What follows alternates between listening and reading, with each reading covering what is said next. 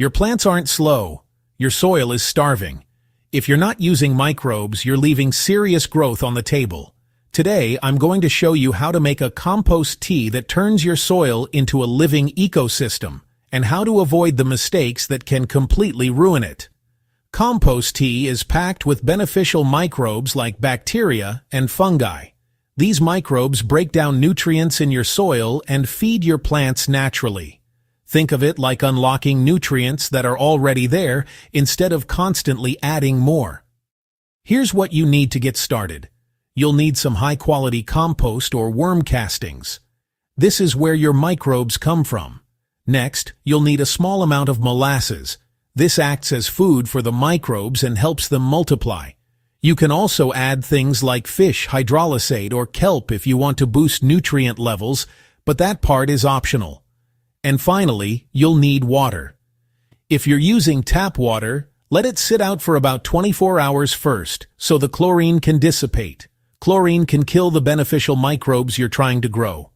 Add your compost or worm castings to the water. You can put it in a mesh bag or mix it directly in. Then add your molasses and mix it in well.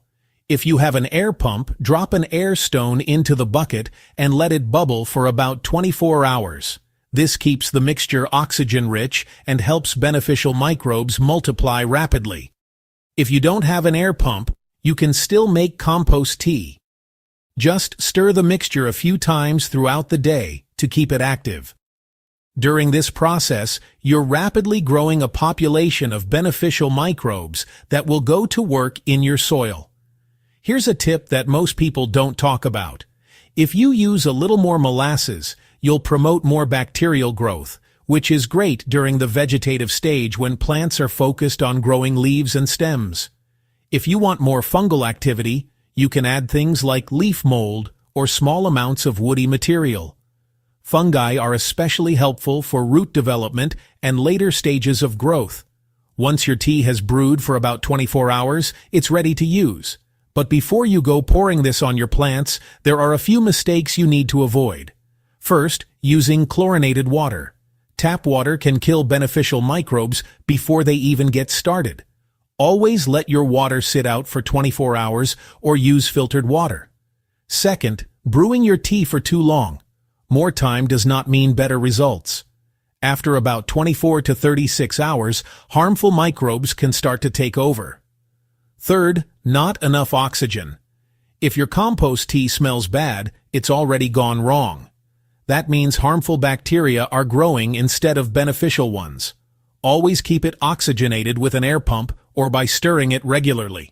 Fourth, using low-quality compost. Your tea is only as good as what you start with. If your compost is weak, your results will be weak. Fifth, adding too much molasses. Molasses feeds microbes, but too much can throw everything out of balance.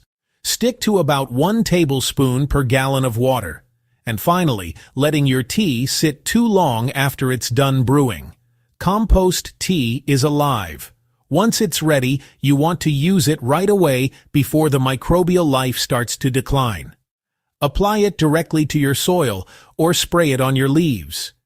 Using it once every 1 to 2 weeks is usually enough to see real results. If you do this right, you'll start seeing faster growth, healthier plants, and stronger root systems. If you want better results without spending more money on nutrients, start by building living soil. That's where the real gains come from.